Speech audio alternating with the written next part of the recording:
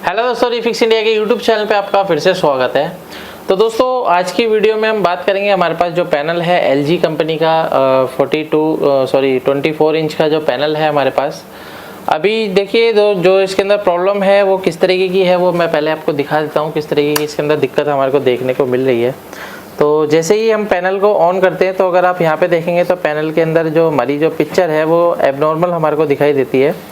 तो जैसे कि अगर आप देखेंगे कि यहाँ पे आप देखेंगे जब हमारा पैनल ऑन होगा तो यहाँ पे आप ये देख सकते हैं किस तरीके की पिक्चर हमारे को देखने को मिल रही है। तो इस तरीके की दिक्कत आती है कई बार पैनल के अंदर, तो किस तरीके से हम उसको रिपेयर करते हैं, कैसे हम उसको चेक करते हैं।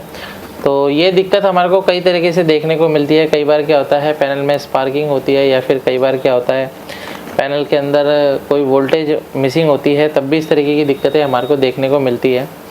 ज़्यादातर ये दिक्कत जो आती है हमारी गेट लाइन मिसिंग होने से भी आती है, लेकिन गेट लाइन जब मिसिंग होती है, जब हमारी यहाँ पे अगर आप देखेंगे तो गेट कॉफ जब लगी होती है और गेट पे सिग्नल नहीं जाता, तब इस तरीके की दिक्कतें हमारे को देखने को मिलती है।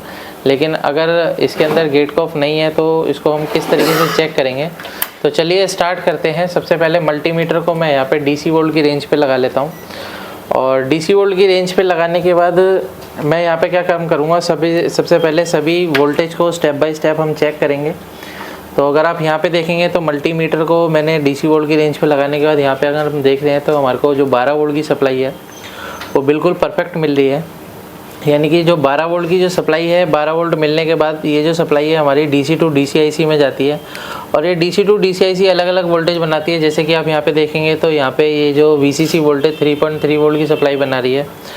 और उसके बाद देखते हैं तो हमारा यहाँ पे आप देख सकते हैं 16 वोल्ट यानी कि AVDD वोल्टेज है, वो बिल्कुल परफेक्ट तरीके से बन रहा है। तो AVDD वोल्टेज भी इसके अंदर बिल्कुल ओके है। उसके बाद अगर हम चेक करते हैं VGH और VGL क्या वोल्टेज अगर हमारी बन रही है तो वो भी चीज़ चेक कर लेते हैं। तो अगर आप यहाँ पे देखेंगे तो -5 वोल्ट की सप्लाई जो है हमारी VGL वोल्टेज है, और VGL वोल्टेज भी बिल्कुल परफेक्ट तरीके से बन रही है। अभी क्या है, अगर हम VGH वोल्टेज अगर चेक करते हैं तो अगर VGH वोल्टेज पे अगर आप देखेंगे तो 24 वोल्ट की सप्लाई है, जो कि बिल्कुल परफेक्ट तरीके से बन रही है। और जब भी आप वोल्टेज चेक करते हैं तो वोल्टेज के अंदर ये चीज़ें ज़रूर देखनी होती है कि वोल्टेज के अंदर कोई भी वेरिएशन नहीं होनी चाहिए, यानी कि वोल्टेज बिल्कुल स्टेबल रहनी चाहिए। जैसे कि अभी आप देख रहे हैं वोल्टेज हमारी बिल्कुल स्टेबल है, इसके अंदर कोई भी वेरिएशन हमारे को देखने को नहीं मिल रहा है। तो जैसे कि मैंने आपको बताया कि इस तरीके की दिक्कतें जो आती है हमारी गेट लाइन मिसिंग होने की वजह से आती है, या फिर गेट पे सिग्नल नहीं पहुँचते तब भी इस तरीके की दिक्कत मिलती है। लेकिन अभी ये जो पैनल है वो GIP पैनल है। GIP का मतलब होता है गेट इन पैनल। तो अगर इस तरीके के पैनल आते हैं तो गेट कॉफ की जगह अगर आप देखेंगे तो यहाँ पे एक लेवल शिफ्टर IC लग के आती है। अब इस पैनल की अगर आप हालत देखेंगे तो काफ़ी गंभीर हालत है इसकी, काफ़ी इसके अंदर काम किया हुआ है। तो काफ़ी नाजुक तरीके से हम इस पे काम करेंगे। तो अगर आप यहाँ पे देखते हैं तो इसके अंदर जो हमारी लेवल शिफ्टर IC लगी हुई है, तो लेवल शिफ्टर IC हो सकता है प्रॉपर तरीके से काम नहीं कर रही है। ये लेवल शिफ्टर IC की कोई भी सिग्नल रिक्वायरमेंट या वोल्टेज रिक्वायरमेंट पूरी नहीं होती, तब भी इस तरीके की दिक्कत हमारे को देखने को मिलती है।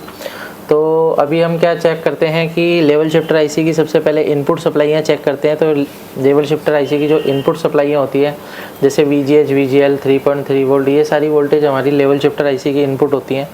तो अगर हम यहाँ पे देखते हैं तो हमारे को जो वोल्टेज है -4 वोल्ट की सप्लाई मिल रही है, यानी कि VGL वोल्टेज जो है लेवल शिफ्टर IC के अंदर परफेक्ट तरीके से इनपुट हो रहा है। उसके बाद अगर हम देखते हैं तो हमारा जो 3.3 वोल्ट की सप्लाई है वो भी अगर हम चेक करते हैं तो अगर आप यहाँ पे देखेंगे तो ये हमारा जो VGH वोल्टेज है VGH भी ओके है, और 3.3 वोल्ट की सप्लाई भी अगर हम देखते हैं तो 3.3 वोल्ट की सप्लाई भी हम देखेंगे यहाँ पे आसपास में हमारे को देखने को मिलेगी।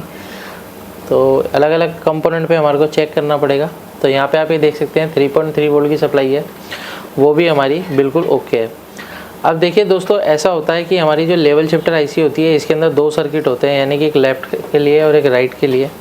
तो लेफ़्ट और राइट के लिए जब 2 सर्किट होते हैं तो इसके अंदर सप्लाइयाँ भी कई बार दो तरीके से इनपुट होती हैं। जैसे कि अगर आप यहाँ पे देखेंगे तो इसके अंदर क्या हो रहा है, 24 वोल्ट इनपुट हो रही है, और इसकी एक और सप्लाई पिन होती है। जैसे कि अगर आप यहाँ पे देखेंगे तो यहाँ पे एक PF लगा हुआ है। तो PF पे जो हमारे को वोल्टेज मिल रहा है वो हमारे को 4 वोल्ट के अराउंड हमारे को यहाँ पे वोल्टेज देखने को मिल रहा है। यानी कि हमारे को यहाँ पे जो वोल्टेज मिलना चाहिए वो भी VGH वोल्टेज हमारे को मिलना चाहिए, और ये जो 4 वोल्ट की सप्लाई है वो हमारी वेरिएशन कर रही है।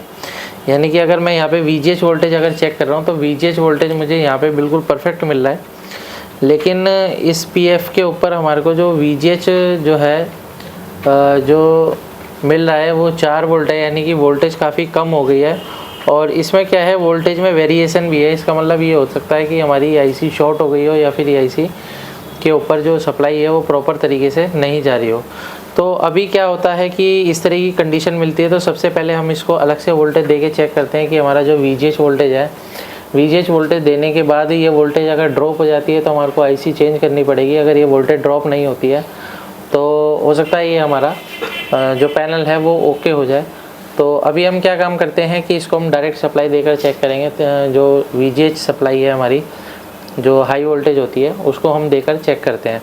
तो अभी सबसे पहले हम सप्लाई सेट को ऑफ़ कर लेते हैं। ऑफ़ करने के बाद हमारे को क्या एक जंपर चाहिए, और जंपर लगाने के बाद हम सेट को चेक करेंगे। आप ये देख सकते हैं, जब भी हम हाई वोल्ट की सप्लाई जब हम देते हैं VGH VGL यानी कि AVDD वगैरह, जब भी हमारे को अलग से देना होता है तो इस तरीके की वायर का आप यूज़ कर सकते हैं। ये जो वायर होती है ये LVDS, जब हमारी केबल ख़राब हो जाती है तो उसके अंदर से जो भी वायर होती है वो आपके जंपर मारने के काम आती है। तो इस तरीके की वायर को आपको वेस्ट नहीं करना है, ये आप यूज़ कर सकते हैं किसी भी सर्किट के अंदर जंपर वगैरह लगाने के लिए। तो अभी मैं क्या काम करता हूँ कि जो हमारा VGH सप्लाई है, तो VGH सप्लाई पे सबसे पहले हम यहाँ पे एक जंपर लगाएंगे। तो यहाँ पे आप ये देख सकते हैं, यहाँ पे जो VGH है इसके ऊपर मैं एक जंपर लगा देता हूँ। तो यहाँ पे से मैं एक जंपर ले लेता हूँ इस तरीके से, और ये जो हमारा दूसरा पॉइंट है इसको हम जोड़ेंगे सीधा PF के ऊपर। तो यहाँ पे आप ये देखेंगे तो PF लगा हुआ है, तो सबसे पहले PF पे हम सोल्डरिंग कर लेते हैं तरीके से, ताकि जो हमारी जो वायर है प्रॉपर तरीके से लग जाए। तो इस तरीके से हम यहाँ पे पहले सोल्डरिंग कर लेंगे, और सोल्डरिंग करने के बाद यहाँ पे आप ये देखेंगे कि आप ट्यूज़र की मदद से आप इसको इस तरीके से जंपर लगा सकते हैं। तो जंपर आप जब भी लगाते हैं तो जंपर का आपको ध्यान में देना है कि आसपास में ये जंपर जो है वो शॉर्ट ना हो, क्योंकि कई बार क्या होता है अगर ये जंपर कहीं पे शॉर्ट हो जाता है तो IC भी हमारी कहीं पे बर्न हो सकती है, जल सकती है। तो अभी मैंने ये जंपर लगा दिया है, यानी कि यहाँ पे हमने VGS से सीधी सप्लाई ली है डायरेक्ट, और ये VGS से हमारी जो सप्लाई जा रही है वो हमारी लेवल शिफ्टर IC के अंदर जा रही है। अभी क्या है कि जब हम ये सप्लाई देने के बाद अभी हम सेट को ऑन करते हैं, और ऑन करने के बाद अभी मैं क्या करता हूँ, सेट को स्टार्ट करता हूँ। तो यहाँ पे पावर बटन है, पावर बटन को प्रेस कर लेते हैं। तो ये मैंने पावर बटन को प्रेस कर लिया है, और प्रेस करने के बाद अगर हम देखते हैं कि हमारे जो सेट में यहाँ पे आप ये देख सकते हैं जो हमारा वोल्टेज है वो जो 24 वोल्ट की सप्लाई है वो बिल्कुल यहाँ पे आप ये देखेंगे बिल्कुल परफेक्ट तरीके से हमारी ये बन रही है। पे आप ये देख सकते हैं, ये मैंने यहाँ पे एक जंपर लगा दिया, और जंपर लगाने के बाद अगर हम यहाँ पे सप्लाई देखते हैं तो हमारे को जो 24 वोल्ट की सप्लाई है बिल्कुल परफेक्ट तरीके से मिल रही है। और इस वोल्टेज के अंदर कोई भी वेरिएशन नहीं है, यानी कि क्या है कि हमारा जो वोल्टेज है यहाँ पे किसी रेजिस्टेंस की वजह से या फिर किसी वजह से भी ये ड्रॉप हो रहा था, जिसकी वजह से हमारी इस तरीके की दिक्कत हमारे को देखने को मिल रही थी। तो अभी क्या है कि अगर ये यहाँ पे वोल्टेज ड्रॉप हो जाती तो इसका मतलब हमारी IC ख़राब होती, लेकिन अभी हमारा जो सेट है वो बिल्कुल परफेक्ट तरीके से चल रहा है। तो यहाँ पे आप ये देख सकते हैं पिक्चर हमारी बिल्कुल परफेक्ट तरीके से बन गई है। इस तरीके से आप किसी भी पैनल को आसान तरीके से रिपेयर कर सकते हैं। अगर आपको पैनल को रिपेयर करने में प्रॉब्लम आती है तो नीचे दिए गए कॉन्टैक्ट नंबर पर कॉन्टैक्ट कर सकते हैं। वीडियो आपको पसंद आए तो वीडियो को लाइक करें, शेयर करें, कमेंट करें, चैनल को सब्सक्राइब जरूर करें। Thank you friends.